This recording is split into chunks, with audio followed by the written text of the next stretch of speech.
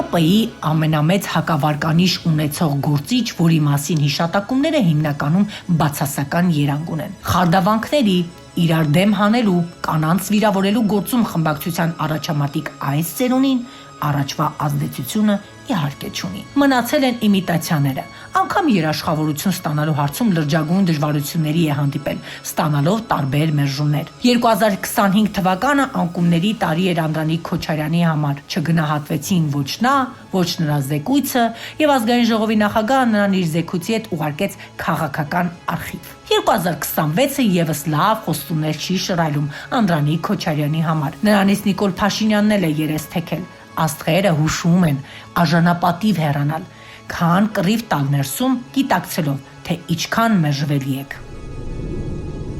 2026-ին ընթരാճ հումորային շարք, որը 15 տարի ժողովուրդ օրաթերթը պահում է որպես անխախտ ավանդույթ։